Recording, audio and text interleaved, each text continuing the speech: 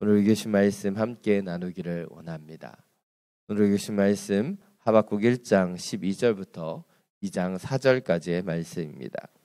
오늘 읽으신 말씀 하박국 1장 12절부터 2장 4절까지의 말씀입니다. 네 가지 성경 구약 944페이지입니다. 이 말씀을 저와 여러분이 각자의 성경을 통해 교독으로 함께 봉독하겠습니다. 오 여호와여, 주께서는 영원 전부터 계시지 않습니까? 내 하나님 거룩하신 주여, 우리는 죽지 않을 것입니다. 오 여호와여, 주께서는 심판을 위해 그들을 세우셨습니다.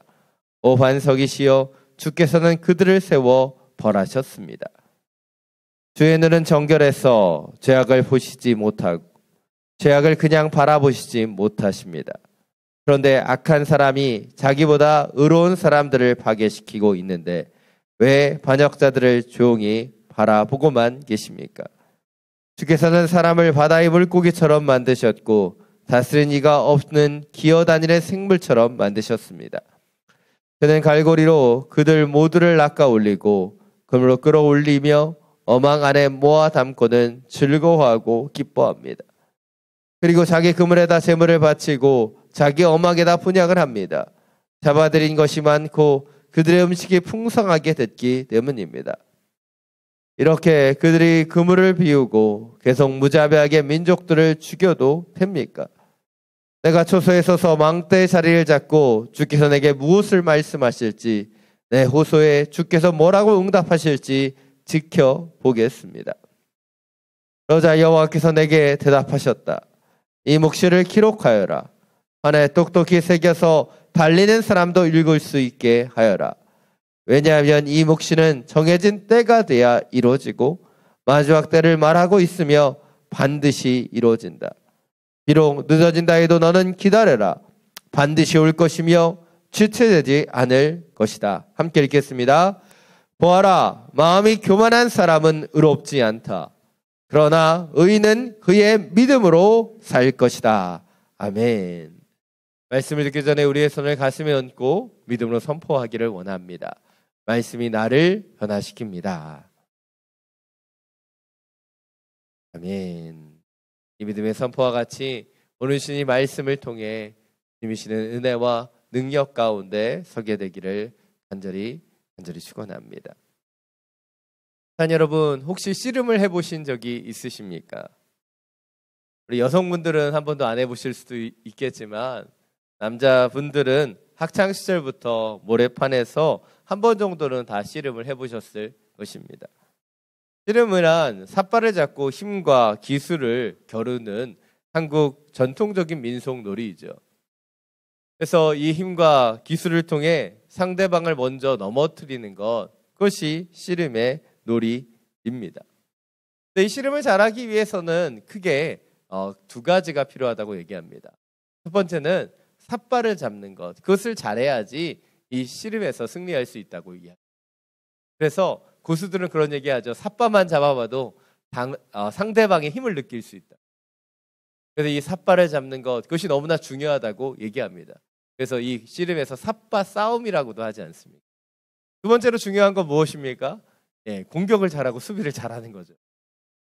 씨름에서 공격은 무엇일까요? 상대방의 균형을 무너뜨리는 것이에요. 반대로 수비란 무엇입니까? 균형을 잃지 않고 잘 버티는 것을 말합니다. 그렇습니다. 씨름이란 삿발을 붙잡고 서로 힘과 기술을 겨루는 것이죠. 한 사람은 균형을 잃게 하려고 하고 다른 사람은 균형을 잡으려고.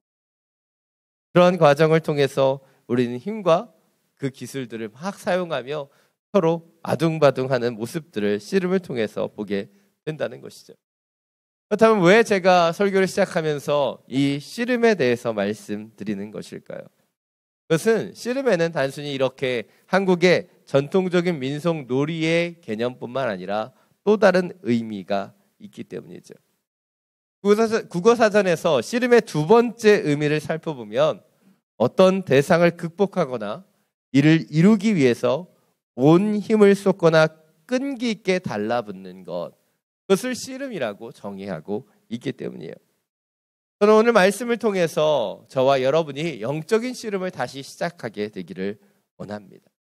특별히 코로나로 인해 많은 것이 멈춰버린 이 시간이 바로 영적인 씨름을 다시 시작해야 되는 시간이라고 생각하기 때문이죠. 여러분, 우리에게 지금 바로 기도의 씨름이 필요하고 영적인 씨름이 필요한 시간입니다. 왜냐하면 이 씨름을 통해서만 우리가 다시 한번 우리의 중심을, 균형을 회복할 수 있기 때문이죠. 그런데 우리가 이런 영적 씨름을 시작하기도 전에 범하는 실수가 있습니다. 그 첫 번째는 바로 씨름의 상대를 잘못 선택하는 거예요. 이 영적인 씨름은 누구랑 하는 겁니까? 하나님과 하는 거예요. 그런데 우리는 때때로 이 영적인 씨름을 하나님과 겨루어야 되는데, 하나님을 붙잡고 하나님과 영적인 씨름을 해야 되는데, 우리는 때때로 하나님이 아니라 사람과 씨름을 하거나 문제와 씨름을 하게 될 때가 너무나 많이 있다는 것이죠. 두 번째로, 이런 씨름을 하기 전에 우리가 기억해야 되는 것, 그것은 바로 우리가 이 씨름을 해야 되는 이유가 무엇인가를 기억해야 합니다. 많은 사람들이 영적인 씨름을 한다고 얘기하죠. 기도의 씨름을 한다고 이야기합니다. 그러나 그들의 씨름이 때때로는 자신이 원하는 것을 얻어내기 위해 하나님과 씨름하는 것을 보게 된다는 것이죠. 그러나 영적인 씨름은 우리가 원하는 결과를 만들어내기 위해서 하는 것이 아닙니다. 바로 하나님을 붙잡고 하나님과 씨름하는 그 시간 자체를 주님께서 원하시기 때문에 이 씨름을 하는 거예요. 그 시간들을 통해 바로 나의 생각과 나의 계획을 내려놓고 하나님의 뜻대로 다시 지어지는 시간, 이 영적인 시간이 바로 이 씨름이기 때문이죠. 우리는 지난주 말씀을 통해서 이런 영적인 씨름의 맛을 조금 보았습니다. 그래서 하박국 선지자가 바로 하나님 앞에 기도하며 기다리며 기도하는 모습을 보았기 때문이죠. 그리고 하나님께서 그의 기도에 응답하시는 바로 첫 번째 질문과 첫 번째 응답이 나타나는 것을 보았습니다. 그가 하나님 앞에 간구하며 씨름했을 때 하나님께서 하박국 선지자에게 주셨던 답변이 무엇이었습니까? 바로 악독한 바벨론 사람들을 통해서 유다를 심판하시겠다는 말씀이었습니다. 그리고 하박국 선지자는 그런 하나님의 뜻을 이해할 수가 없었습니다. 아니, 어떻게 이렇게 하나님께서 행하시는가? 그것이 이해되지 않았습니다. 그래서 오늘 본문에 나타나는 두 번째 질문이 시작되는 것이며 하나님과의 영적인 씨름을 시작하고 있는 것입니다. 오늘 본문을 좀 더 구체적으로 살펴보겠습니다. 오늘 본문 12절부터 17절 말씀 우리 다시 한번 함께 읽겠습니다. 오 여호와여, 주께서는 영원전부터 계시지 않습니까? 내 하나님 거룩하신 주여, 우리는 죽지 않을 것입니다. 오 여호와여, 주께서는 심판을 위해 그들을 세우셨습니다. 오 반석이시여, 주께서는 그들을 세워 벌하셨습니다. 주의 눈은 정결해서 죄악을 보시지 못하시고 죄악을 그냥 바라보시지 못하십니다. 그런데 악한 사람이 자기보다 의로운 사람들을 파괴시키고 있는데 왜 반역자들은 조용히 바라보고만 계십니까?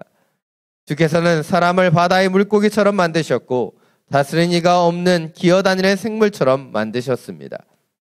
그는 갈고리로 그들 모두를 낚아올리고 그물로 끌어올리며 어망 안에 모아담고는 즐거워하고 기뻐합니다.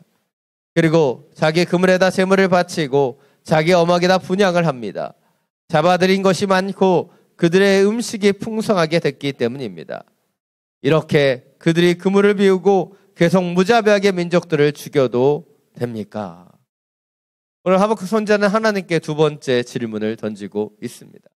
그런데 그 질문의 모습을 보면 하나님께 원망하고 따지듯 이야기하고 있다는 것이죠. 그렇게 하나님께 항의하고 있는 이 하박국의 질문을 자세히 살펴보면 크게 두 가지라고 이야기할 수 있습니다. 첫 번째는 하나님께서는 정결하셔서 죄악을 보시지 못하고 죄악을 그냥 바라보시지 못하는 분이라고 알고 있는데 어떻게 바벨론과 같은 악한 사람이 자기보다 의로운 사람을 파괴시키고 있는데 그것을 그냥 바라만 보고 계십니까? 라고 그는 질문하고 있습니다. 또한 두 번째로 악한 바벨론의 행태에 대해서 질문하죠. 그들이 무자비하게 다른 민족들을 죽이고 있는데 왜 하나님께서 그런 악한 바벨론을 방치하고 계시냐 하는 것입니다. 오늘 이러한 질문들을 통해서 지금 하박국은 바벨론을 통해 유다를 심판하시겠다는 하나님의 첫 번째 응답에 정면으로 대항하고, 하나님께서 바벨론을 통해 내가 너희를 심판하겠다라고 말씀하셨는데 지금 하박국은 그 하나님의 응답에 불편을 느끼며 그것에 항거하고 있어요. 그런데 그 항거하는 모습들을 보십시오. 오늘 하박국의 그 하나하나의 질문에 보면 분노와 어떻게 보면 하나님을 향한 비난, 하나님을 향하여 화가 나 있는 태도들도 느껴진다는 것이죠. 오늘 본문을 묵상하면서 이런 하박국의 태도와 모습이 사실 굉장히 불편하게 느껴졌습니다. 바로 개인적으로 저는 어린 시절에 제가 엘리트 코스로 밟았던 주일학교에서 전도사님을 통해서 이렇게 배웠기 때문이에요. 하나님을 원망하거나 그분께 화를 내거나 경솔하게 기도하면 안 된다. 근데 오늘 하박국의 모습을 보면 제가 배웠던 그 교훈과는 전혀 다르다는 거예요. 여러분도 교회 좀 다녀보신 분들, 어린 시절에 주일학교에서 배우신 분들은 한 번쯤 다 들어보셨을 거예요. 근데 오늘 하박국은 하나님께 화를 내고 따져요. 성질도 부릅니다. 사실 하박국 정도면 양반이죠. 시편을 보면 시편 기자들이 얼마나 하나님 앞에 분노하고 원망하는지 모른다는 거예요. 근데 더 놀라운 것은 무엇입니까? 하나님께서 이러한 하박국이나 시편 기자들에게 진노하지 않으신다는 거예요. 왜입니까? 바로 그 시간이 바로 하나님을 독대하고 하나님께 기도하며 하나님과 갖는 영적인 씨름의 시간이기 때문이에요. 하나님께서 우리가 원하시는 것은 우리가 기계적으로 순종하거나 복종하는 것을 원하시지 않아요. 이 영적인 씨름을 통해, 이 씨름이라는 이 시간들을 통해 하나님과 우리의 생각이 하나로 모아지기를 원하시는 거예요. 그래서 이 영적인 씨름이라고 하는 것을 우리에게 원하시고 이 시간들을 사용하신다는 것이죠. 이것이 오늘 첫 번째 포인트입니다.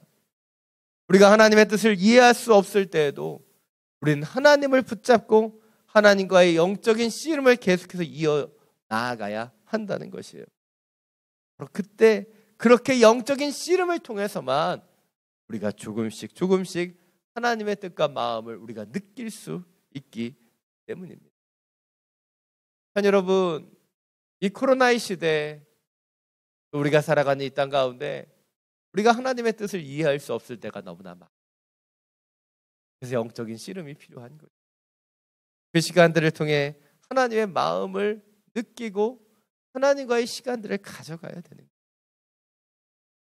이러한 부분에서 하박국 선지자는 그 이름처럼 잘 드러나고 있습니다.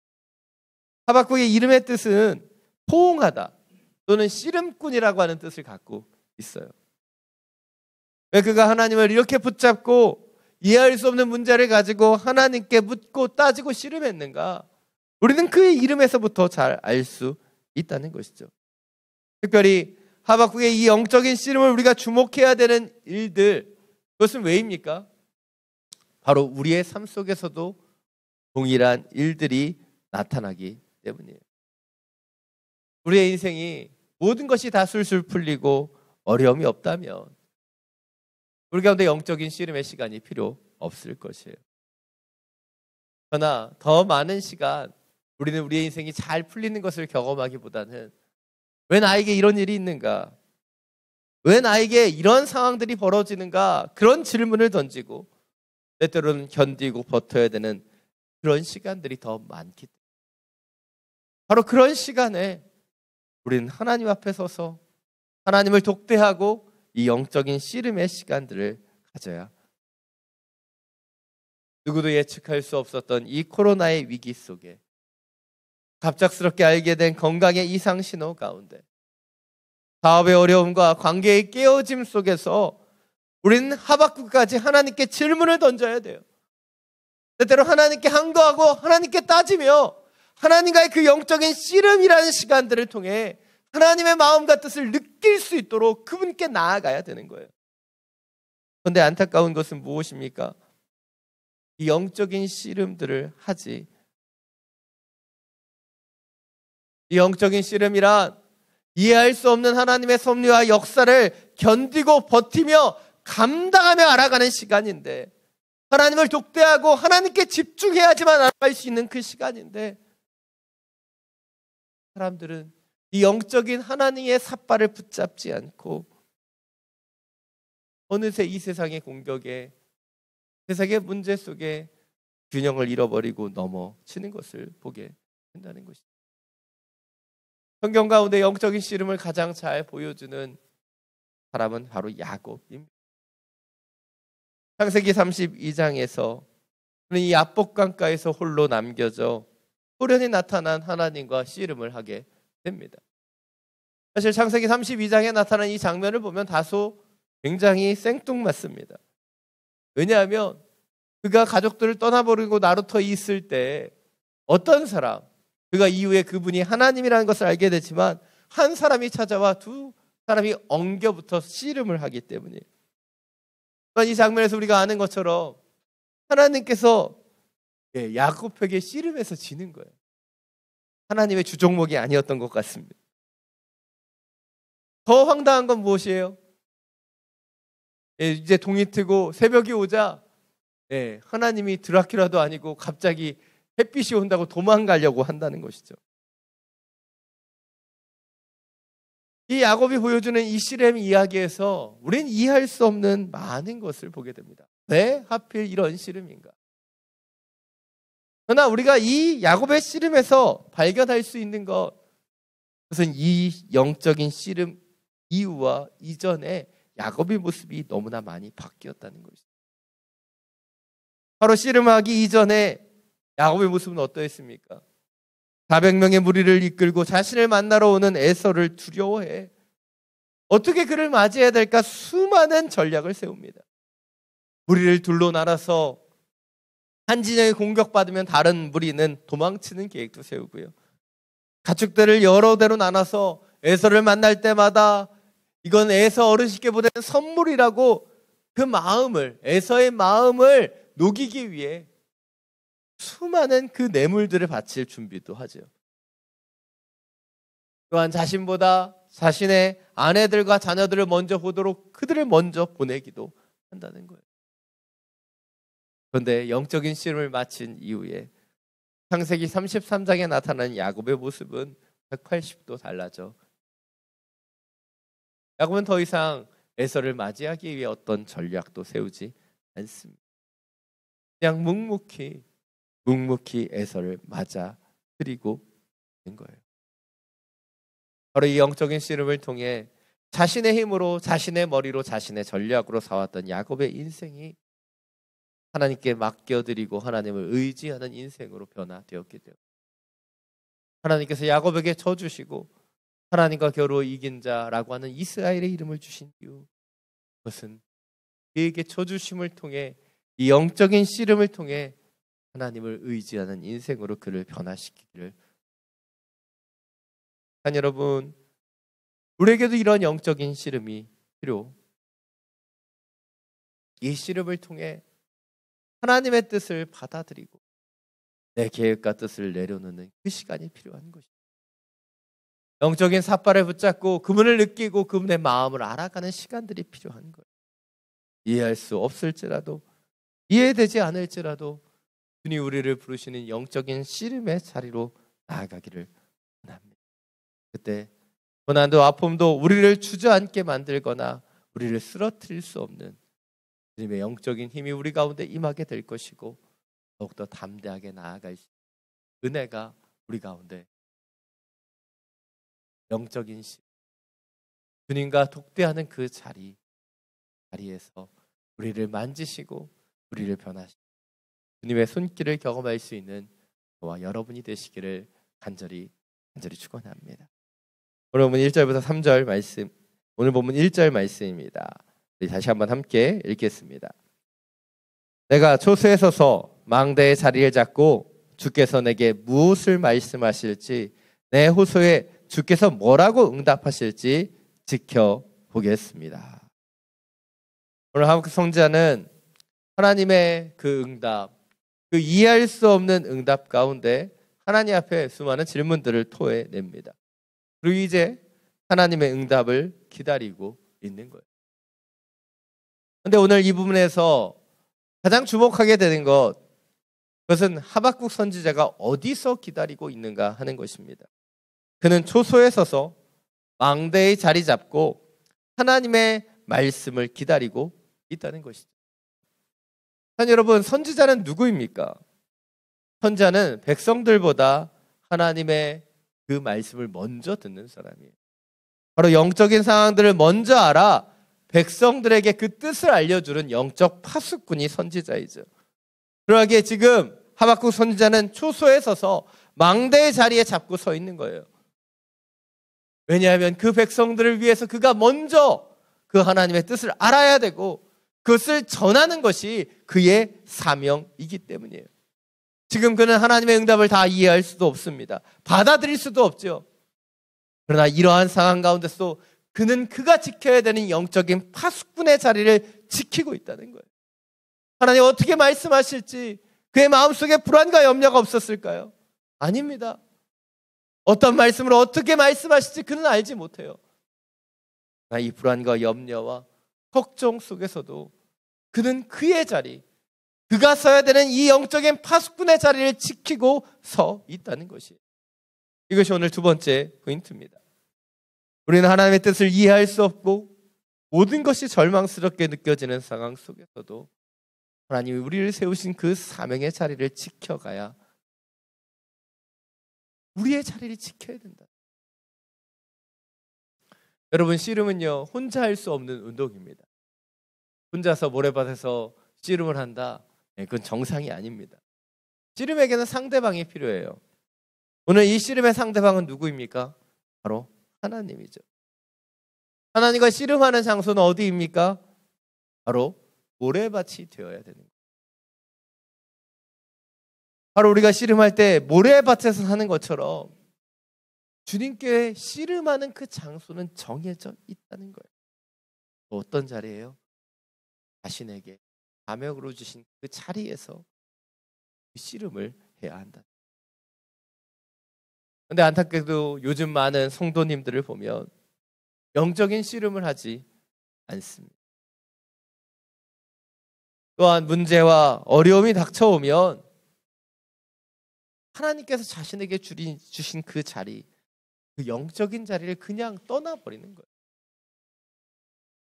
그 영적인 씨름을 하며 그 자리를 지켜가야 되는데 작은 불만이 있고 작은 어려움이 있으며 오늘 하박국 선지자와 같이 이해되지 않는 순간이 오면 그 자리를 박차고 나가버려요.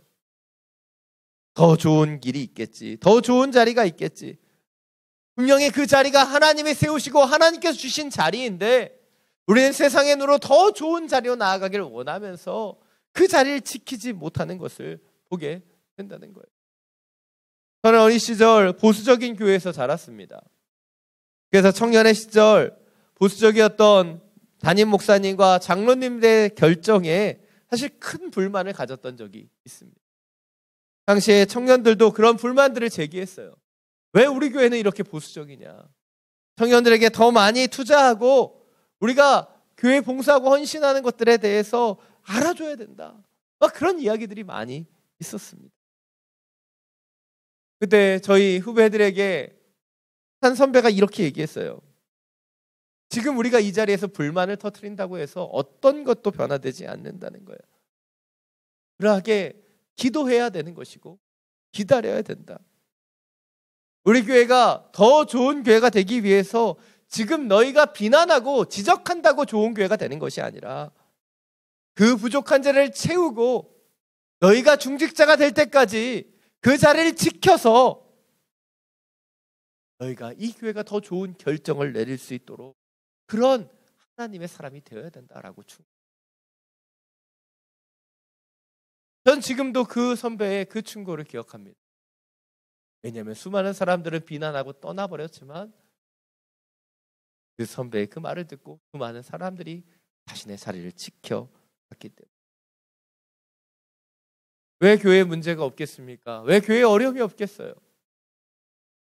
그 자리를 지키고 기도해야 그것이 변화되는 거예요. 문제가 있다고 어려움이 있다고 그 자리를 떠나버리면요 그 자리는 절대로 변화되지. 그러나 우리가 그 자리를 지키고 기도하며 우리가 바로 그 자리를 썩지 않게 하는 소금이 되어 바로 우리를 통해 그 자리가 변화됩니다. 여러분, 다시 한번 우리가 지켜야 되는 자리가 어디인지 돌아보기로. 하나님께서 저와 여러분에게 맡겨주신 우리가 지켜야 되는, 썩지 않도록 보호하고 우리가 기도하며 지켜야 되는 그 영적인 자리가 어디인가 돌아보기를. 오늘 하박국은 하나님의 뜻을 이해할 수도 없고 그분의 뜻과 계획을 받아들일 수 없음에도 영적인 파수꾼의 자리를 지키고 서 있습니다. 그가 지켜야 하는 자리이고 그가 하나님의 말씀을 다시 들어야 되는 그 자리가 바로 그 망루에 서 있는 그 자리였기 때문에 오늘 우리에게도 필요한 것 바로 이 하박국 선지자와 같은 모습, 우리가 지켜야 되는 그 자리, 우리가 사명으로 감당해야 되는 그 자리가 있습니다. 그 자리를 지켜가야 네, 하나님의 말씀은 임하게 될 것이고 우리가 그 자리를 지킬 때 바로 우리를 주님의 영적인 소금으로 사용해서 그 자리는 결코 썩지 않고 하나님의 은혜의 자리로 더 놀랍게 기름 부어줍니다. 여러분, 우리에게 맡겨주신 그 자리를 지켜갈 수 있는 은혜와 힘이 우리 모두에게 더해지게 되기를. 오늘 마지막으로 2절부터 4절 말씀 함께 읽겠습니다. 그러자 여호와께서 내게 대답하셨다. 이 묵시를 기록하여라. 판에 똑똑히 새겨서 달리는 사람도 읽을 수 있게 하여라. 왜냐하면 이 묵시는 정해진 때가 돼야 이루어지고 마지막을 때를 말하고 있으며 반드시 이루어진다. 비록 늦어진다 해도 너는 기다려라. 반드시 올 것이며 지체되지 않을 것이다. 보아라, 마음이 교만한 사람은 의롭지 않다. 그러나 의인은 그의 믿음으로 살 것이다. 아멘. 오늘 하박국의 질문에 여호와 하나님께서 대답하십니다. 그 내용이 무엇입니까? 묵시를 기억하고 기록하라는 거예요. 그래서 달리는 사람도 읽을 수 있게 하라고, 달리면서도 그것을 기억할 수 있게 하라고 말씀하시는 것입니다. 그 묵시는 반드시 이루어질 것이고 하나님의 때에 그것이 나타나게 될 것이라고 말씀하십니다. 그 묵시가 무엇이에요? 오늘 보면 4절이 말하는 것이죠. 의인은 그의 믿음으로 살 것이다. 의인은 그 믿음으로 살 것이다. 우리가 너무나 잘 아는 말씀. 그러나 하박국의 이 상황 가운데 하나님께서 주시는 이 말씀, 이 묵시가 의미하는 것은 무엇이에요? 수많은 고난이 있고 절망이 있고 우리가 이해할 수 없는 그 아픔의 그 상황 가운데서도 의인은 결국 믿음으로 하나님의 뜻대로 살게 된다는 거예요. 특별히 하나님께서 이 말씀을 하박국의 두 번째 질문에 대한 답으로 주신 이유가 무엇일까요? 그것은 하박국의 질문을 보면 알 수 있어요. 하박국의 질문이 보고 있는 것은 무엇이에요? 악한 사람이 자기보다 의로운 사람들을 핍박하고 있다는 거예요. 그런데 하나님께서 일하시지 않는다는 거예요.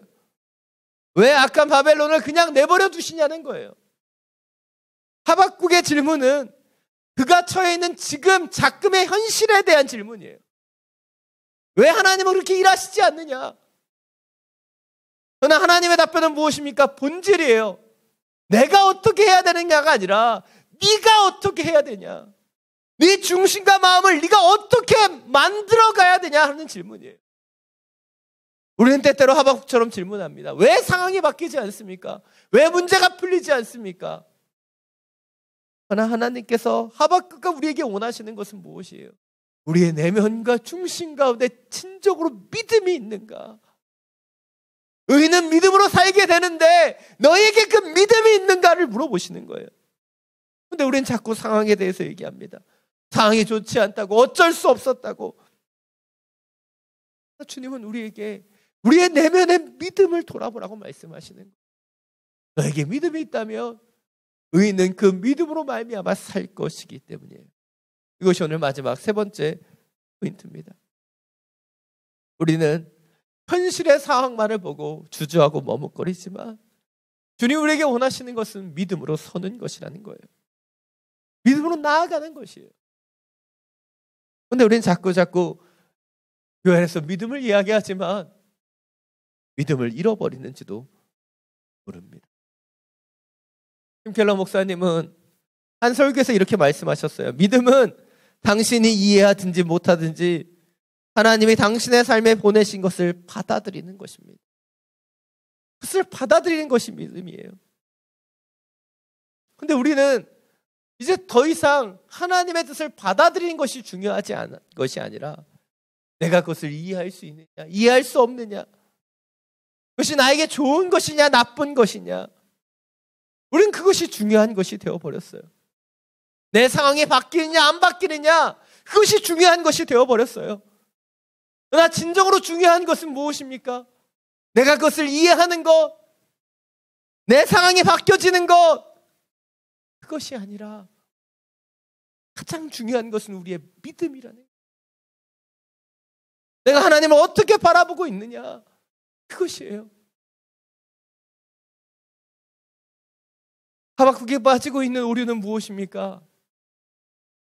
천체를 바라보는 일반화의 오류예요. 하나님 우리에게 원하시는 것은 무엇입니까? 나를 바라보고 나의 믿음을 점검하는 거예요. 내 중심 가운데 지금으로 하나님과 씨름하고 하나님의 주신 그 자리에 서서 내가 믿음으로 서고 있는가, 믿음으로 살아가고 있는가, 그것을 점검하라고 이야기하고 계시는 거예요. 폴란드에 있었던 나치 유대인 수용소 벽에 어느 유대인이 쓴 그 글귀가 지금까지 전해지죠. 지금 밝은 빛을 볼 수 없지만 나는 태양이 있음을 믿는다. 지금 나는 느끼지 못하지만 나는 사랑이 있음을 믿는다. 지금 나에게는 보이지 않지만 나는 하나님이 계심을 믿는다. 아무런 수용소에서 유대인들은 밝은 빛을 볼 수 없고 사랑을 느낄 수 없고 하나님을 느낄 수 없었지만 그러나 그들은 분명히 알고 있었어요. 태양이 있다는 것, 사랑이 있다는 것, 하나님의 계심을 믿었어요. 그 믿음으로 그들은 영원히 살게 되었습니다.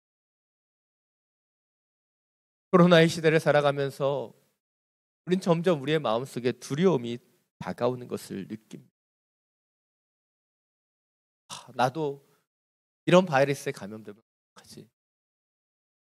점점 확산되고 확진자가 늘어갈수록 염려와 걱정이 들어가죠. 왜일까요? 지금 상황을 보고 있기 때문에. 그러나 주님 우리에게 원하시는 것은 무엇입니까? 우리 안에 믿음이에요. 우리의 중심입니다. 오늘 주님 우리에게 분명하게 말씀하고 계십니다. 그 묵시를 기억하고 기록하고 달려가면서도 읽을 수 있는 그 말씀을 우리에게 주시는 거예요.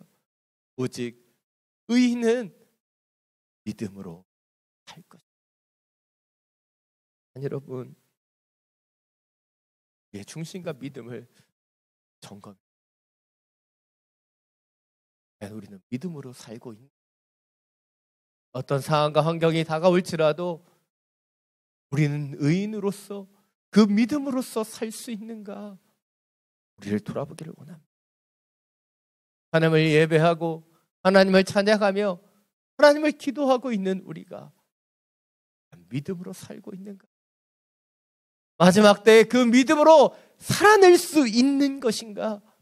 우리의 중심을 돌아봅니다. 다시 한번 모든 것이 멈춰져 있는 이 시간, 하나님 우리에게 원하시는 영적인 씨름을 시작하기를 원합니다.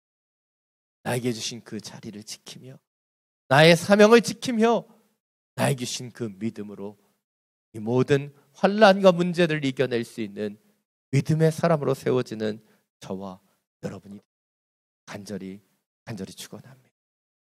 이 시간 오직 믿음으로 찬양하고 우리 주님 앞에 기도하며 나아가기를 원합니다.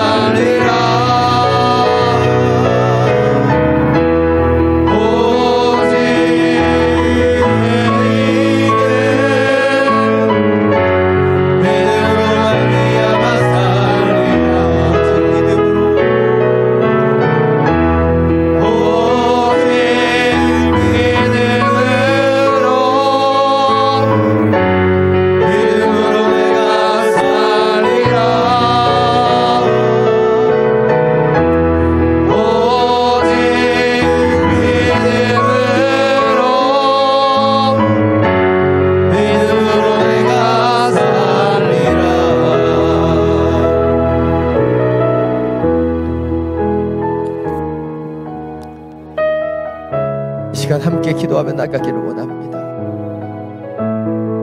이 코로나19 우리가 주어진 이 상황 속에서, 이 자리에서 다시 한번 주님이 원하시는 하박국과 같은 영적인 씨름을 시작하기를 결단하며 기도하기를 원합니다. 하나님, 이 모든 환난과 시험이 우리에게 이해되지 않습니다. 이해할 수 없습니다. 코로나로 인해 모든 것이 멈춰져 버린 이 상황들을 우리는 받아들이는 것이 너무나 어렵습니다. 그러나 주님, 다시 한번 주님 앞에 주님의 영적인 삿발을 붙잡고 주님과 독대하며 이 씨름을 하기를 원합니다. 주님의 마음을 느끼며 주님의 뜻을 느끼는 이 영적인 씨름을 다시 한번 시작하게 하여 주시고, 오늘 신 말씀과 같이 오직 믿음으로 살아갈 수 있는 하나님의 사람들이 되게 하여 주옵소서. 주님의 이름을 한번 부르고 함께 기도하며 나아갑니다. 주여,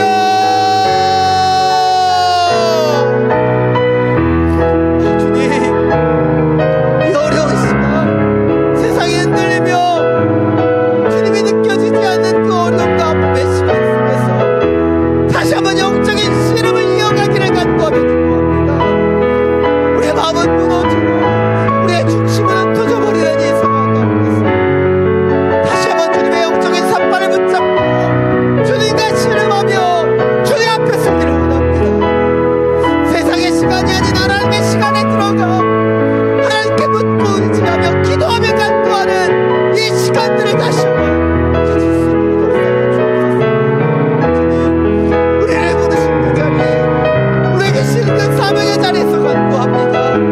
이 자리에 주신 이유와 목적이 있는데 우리 그 자리를 떠나버리지 않았는지, 하박국이 영적 파수꾼으로서 그 망대를 지킨다는 것처럼 우리가 지키며 기도해야 되는 그 자리로 돌아가게 하여 주옵소서.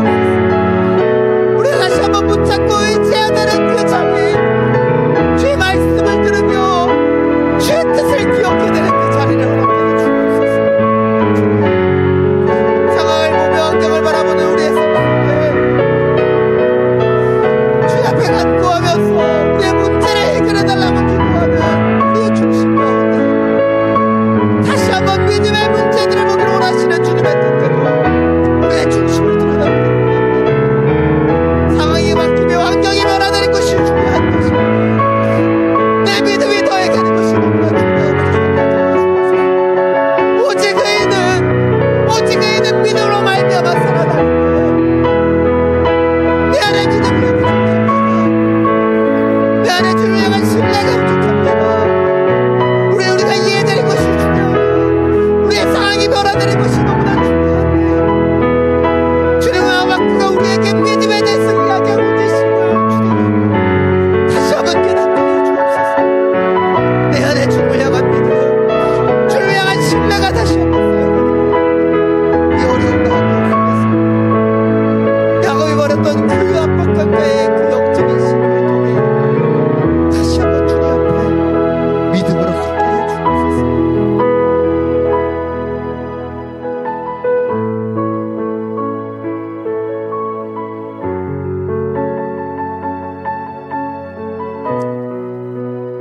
사랑이 많으신 주님, 우리는 이 코로나19로 인해 벌어지고 있는 여러 어려움과 상황 속에서 때때로는 좌절하고 낭망하고 있지는 하나님께 더욱더 기도해야 되며 의지해야 되는 시간인데 우리를 세우신 그 영적인 자리에 잃어버리고 있지는 않습니까? 내가 이해되지 않아, 내 상황이 변화되지 않는다고 주님 흔들리고 요동하고 있지는 않습니까? 주님, 이 어려움의 시간들을 통해 다시 한번 우리의 중심에 그 믿음이 더해지기를 원합니다. 주를 향한 온전한 신뢰가 더해지기를 간절히 기도합니다.